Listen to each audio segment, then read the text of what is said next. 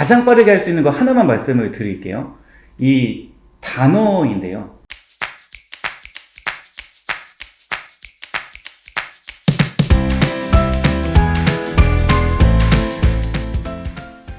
네, 구독자 여러분, 제가 지금 제 본업도 너무 바쁘고 이 유튜브 채널에 상담 신청도 너무 많이 들어옵니다. 그러나 제가 상담을 해드리겠다고 약속을 했기 때문에 최대한 많은 상담을 하기 위해 노력할 거고요.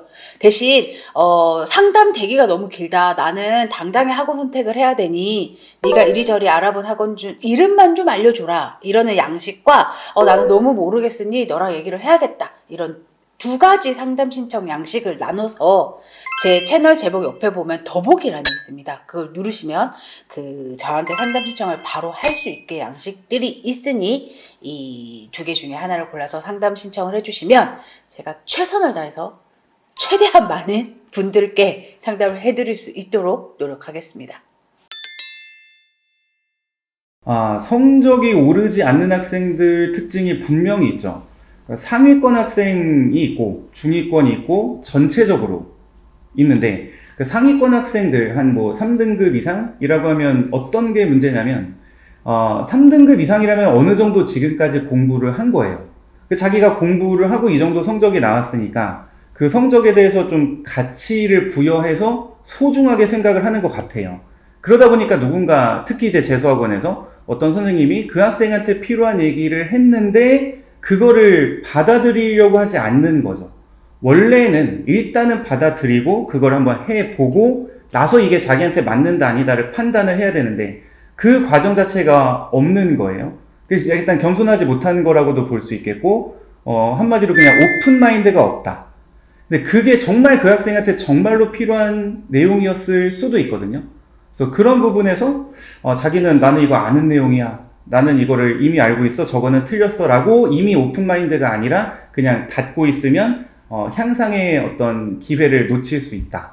이게 이제 상위권 학생들이 좀 조심해야 될 내용이고요. 그 다음에 이제 중위권 학생들은 뭐가 문제냐면 4등급 이하라고 했을 때 영어는 좀 3등급 이하라고 해볼게요.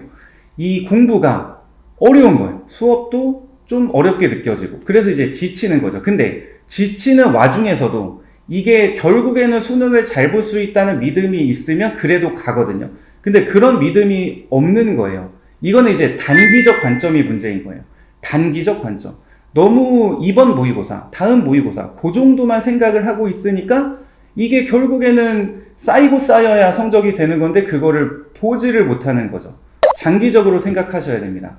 예를 들어 단어책을 한번 돌리고 나서 학생들이 와서 얘기해요. 선생님, 저 단어책 한번 학원에서 하라는 대로 열심히 했고 단어책도 외웠고 그리고 단어시험도 잘 봤는데 이 머릿속에 남는 게 없습니다. 저는 단어를 못 외우는 것 같아요 라고 이제 얘기를 하거든요. 근데 그게 이제 어떤 거에서 오류가 생겼냐면 실제로 단어책을 세 번째 돌 때부터 제대로 외워지는데 세 번째 돌 때부터 제대로 외워지는데 이게 이제 한 번 돌렸다고 해서 사실 안 되거든요. 근데 거기에서 이제 잠깐 했다고 해서 그거에 대해서 실망하는 것이 단기적 관점이다. 세 번째부터 된다. 그래서 장기적 관점으로 계속 쌓이면 결국에 수능은 잘 볼 것이라고 믿으셔야 됩니다. 실제로 그러하고요. 이제는 이제 전체적으로 상위권이든 중위권이든 하위권이든 전체적으로는 메타인지가 안 되는 게 정말 큰 문제예요. 예를 들어서 이게 공부가 아니라 어떤 운동을 한다고 생각을 해볼게요. 어떤 학생이 이제 농구를 하려고 하는데 농구가 잘 안 되는 거예요. 그러면 이제 왜 농구 실력이 안 늘지라고 혼자서 생각을 해보면 그 학생은 그냥 너무 오랜만에 농구를 하다 보니까 감도 약하고 체력도 약하다. 이게 문제일 수 있어요. 근데 그 학생은 자신의 체력 문제는 생각하지 않고 그냥 40분 풀로 계속 뛰면서 헉헉대면서 후반부에는 이제 힘 빠지고 그런단 말이죠. 그러면 그 학생은 자기가 기술이 문제인가 아니면 어떤 3점 슛이 문제인가 라고 생각하지 할 수도 있지만 실제로 체력 문제인 거죠. 이게 이제 메타인지인데 학습에서도 자기가 부족한 부분을 해야 돼요. 자기가 부족한 부분을 해야 되는데 아무 생각 없이 그냥 공부를 하다 보면 자기가 잘하는 거를 더 하려고 해요. 왜냐면 그게 기분 좋으니까. 이게 이제 고인물 이론이라고 있는데 이 고인물 이론이 뭐냐면 보통 어떤 동호회 같은 데 가면 그거를 잘하는 사람들이 모여 있어요. 왜? 그게 재밌으니까. 그리고 공부할 때도 아무 생각 없이 하면 그런 현상이 벌어져요. 영어 같은 경우도 어떤 학생이 단어가 약하고 오히려 전체적으로 지문 읽는 건 잘해요. 그럼 단어를 해야 되거든요. 근데 전체적인 지문 읽는 게 재밌으니까 계속 지문 읽기만 하고 있단 말이죠. 그럼 여기에서 메타인지가 안 되어 있다. 자기 자신에 대한 인식이 없다. 라고 할 수 있고, 이거는 곰곰이 자기 혼자 좀 고민을 해 보셔야 하고, 그 다음에 이제 다른 사람들의 조언도 좀 들어보면서 참고해서, 아, 내가 약한 부분을 빨리 공부를 먼저 해야 되겠구나. 라고 생각을 해야 됩니다. 영어 성적을 올리는 게 저한테는 쉬워요. 근데 이걸 한번 이제 수능까지 겪어본 학생이나 아니면 학부모님들이 생각하실 때는 만만치 않다고 생각을 하실 거예요. 왜냐면 공부 시간 자체도 좀 짧은 편이고, 그 다음에 공부 시간 자체가 짧다 보니까 어떻게 해야 좋은지를 잘 모르시는 거죠. 근데 이제 저 같은 경우는 워낙에 이제 많은 학생들 한 3,000명 이상을 상담을 해 봤고, 그 학생들이 어떻게 하면 안 되고 어떻게 하면 잘 된다를 정확하게 알고 있기 때문에 저한테는 이게 크게 어렵진 않습니다.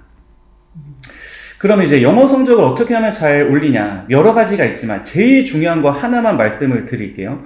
일단 영어 성적 올리는 게 어려운 이유는 지금 현재 학습법이 완전히 잘못돼서 그래요. 완전히 거의 모든 학생의 학습법은 잘못됐다. 그 이유는 뭐냐면 생각을 해보세요. 어떤 과목이든 개념하고 그 다음에 적용으로 넘어가고 그 다음에 심화 실전으로 넘어가야 하잖아요. 근데 만약에 수학에서 공식도 잘 이해를 못하고 개념이 없는데 뭐 적용 문제나 어려운 문제를 푼다. 말이 안 되죠. 그 말이 안 되는 상황이 영어에서는 벌어지고 있습니다. 이게 마치 그 EBS 때문에 그런 것 같아요. 과거에 이제 EBS 연계가 많이 되었을 때는 개념이 없는 학생, 개념을 이제 단어랑 문장 구조를 통해 해석하는 거거든요. 그러니까 개념이 약한 학생들도 EBS를 봤어야 했어요. 왜냐면 개념이 약할수록 그거 빨리빨리 진도 빼는 게 오히려 어렵기 때문에 2월 달부터 EBS를 봤어야 했다. 그거 오케이. 왜냐면 그때는 EBS를 여러 번 보면 성적이 좀 나오니까. 근데 지금은 EBS 연계가 거의 없다시피 한 상황인데 학습법 자체에 대한 그런 게 완전히 과거에 다 무너져 있는 상태다 보니 개념이 약한 학생들도 처음부터 어려운 문제를 풀면서 스스로 어렵게 가고 있는 거죠. 실력이 안 느는 겁니다. 그리고 여기서 이제 누군가는 반문할 수 있겠죠. 아, 국어 같은 경우는 국어는 그냥 바로 지문을 읽잖아요. 근데 생각을 해보세요. 국어에서 만약에 한 지문에 모르는 단어가 한 15개다. 우리말인데 모르는 단어가 15개다. 국어 문장 구조도 모른다. 이러면 국어를 잘 볼 수가 없죠. 근데 국어는 대부분 단어 어느 정도 알고 문장 구조는 그냥 네이티브니까 알잖아요. 그러니까 바로 지문을 들어갈 수 있는 거예요. 근데 영어는 이제 국어 지문에 대해서 짧으니까 모르는 단어가 한 5개 정도라고 봤을 때 사실은 그게 지문을 잘 이해할 수 없는 상태가 될 수 있음에도 불구하고 그냥 뭐 단어책 이런 거 별로 안 보고 바로 지문을 들어가면서 공부를 하면 그게 큰 문제가 됩니다. 그럼 여기서 이제 정리를 하면 뭐냐면 일단 자기가 문장 해석이 잘 되냐, 지문 이해력이 괜찮냐, 수능 문제풀이법을 잘 아냐, 이렇게 3가지 영역에서 어느 부분이 약한지를 파악을 하는 거예요. 그게 크게 어렵진 않거든요. 파악을 하는 거고, 그러면 자기가 약한 영역을 채우는 거죠. 그게 채우면 그냥 간단하게 1등급이 나옵니다. 그런데 반대로 그 3개 중에 어느 하나라도 약하면, 만약에 단어가 약하다.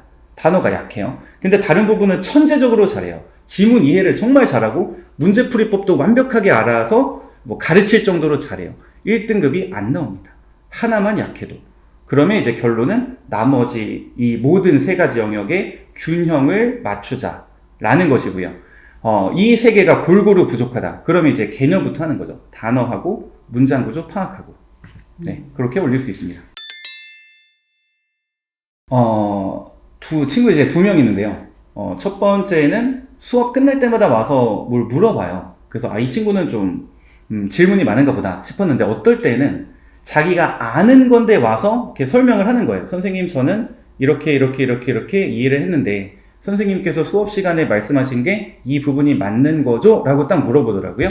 그래서 저는 답변을 맞아 라고 해서 그렇게 딱 끝냈어요. 그 질문을 듣고 제가 생각한 거는 이 학생은 몰라서 물어본다라기보다는 하나라도 정확하게 알아가자 라고 하는 게 이제 일종의 규칙인 것 같고, 그 다음에 아무리 이제 그런 생각을 가진 학생이라도 실제로 와서 이렇게 수업 시간 끝날 때마다 물어보는 건 좀 어려울 수 있단 말이죠. 아마 그 학생은 자기가 말을 하면서 정리하는 거를 본인한테 이게 필요하구나 라고 생각하는 학생인가 보다 싶었어요. 그래서 그 학생이 점수가 굉장히 낮은 편이었었는데 나중에 이제 소식 들은 건 경희대를 갔다고 하더라고요. 그 누구도 이 학생이 경희대 갈 거라고 생각을 할 수가 없는 성적이었었는데 아마 이제 자기한테 맞는 공부 방식으로 했나 보다. 이제 그런 게 이제 한 친구가 생각이 나고요. 또 한 명은 부모님한테 약간의 어떤 좀 정서적 학대를 당하는 게 아닌가. 물론 이제 부모님들이 학생들이 자기 자녀가 잘 되도록 공부 열심히 해라 뭐 이렇게 푸시를 하죠. 푸시를 하는 그 정도를 넘어서서 이 학생은 뭔가 이렇게 자신이 무가치하다, 가치 없는 존재다, 성적이 오르지 않으면 쓸모가 없다 라는 식의 어떤 그런 마인드가 박혀 있는데 그거를 얘기를 해봤더니 이제 부모님한테서 그런 얘기를 많이 들은 거예요. 막 울면서 얘기하는데 너무 좀 안타까워서 제가 해줄 말도 사실은 많이 없고 좀 위로를 해주려고 했지만, 그래서 혹시 부모님들 이거 보고 계시면 지금은 자녀분들이 가장 잘 되도록 하기 위한 최고의 전략은 칭찬입니다. 칭찬으로 달려가는 거예요. 그래서 칭찬 많이 해주시길 좀 부탁드리겠습니다. 제가 이제 균형 이론에 여러 가지 어떤 방향성과 방법을 집어넣었는데 가장 빠르게 할 수 있는 거 하나만 말씀을 드릴게요. 이 단어인데요. 그 단어가 약한 학생들은 실제로 그 단어에 들어가는 시간이 가장 큽니다. 이제 단어 시험을 보죠. 어딘가에서 단어 시험을 봤을 때 어떻게 하는 게 제일 좋냐면, 외우기 전에, 그날 범위가 만약에 데이 21, 22라고 치면 그거를 외우기 전에 쭉 한번 훑어보세요. 훑어보면서 내가 이거 잘 모르겠다, 헷갈린다 라고 하는 거 시험지를 만드는 거예요. 시험지를 단어의 순서를 바꿔서 이렇게 만듭니다. 단어 뜻은 안 보이도록 뒷장에 쓰면 좋겠죠. 그 다음에 이제 그날 단어를 외우는 거예요. 시험지는 저기 갖다 놓고 단어를 외우고 학원이나 학교에서 단어 시험을 봐요. 그럼 이제 거기서 맞은 것도 있고 틀린 것도 있을 텐데 어쨌든 틀린 거는 좀 써보고, 그럼 시험지는 언제 꺼내냐? 시험지는 일주일 이후, 일주일 정도면 돼요. 그거는 조절하실 수 있는데, 일주일이 뭐냐면 전부 다 까먹기 전입니다. 전부 다 생각나는 것도 아니고 전부 다 까먹은 것도 아니고 그 중간 어딘가에 그 시험을 다시 보는 거예요. 그러면 거기서 틀린 게 있다? 거기서 틀린 게 있으면 원래는 심각한 거죠. 왜냐면 단어 그렇게 외웠는데 그거를 일주일 만에 까먹어? 이거 원래 수능날 기억을 해야 되는 건데 그거를 일주일 만에 까먹었다는 건 심각한 겁니다. 하지만 단어 시험지가 있다면 그거를 다시 한번 보고 틀린 거는 다시 한번 써보면 되고, 심지어는 그 시험지를 킵해 두고 나중에 이제 또한 6평 전에 그 시험지 주르륵 모아둔 걸 다시 보면 좋겠죠. 이거는 시간이 더 드는 게 아니에요. 원래 자기가 단어 시험 볼 때 한번 써보는 거 괜찮잖아요. 시간이 더 드는 것도 아니고 오늘 배운 거를 굉장히 기억을 오랫동안 할 수 있는 방법입니다. 이것이 이제 시험지 제작 그리고 셀프 테스트하는 방법이라고 보면 되겠습니다.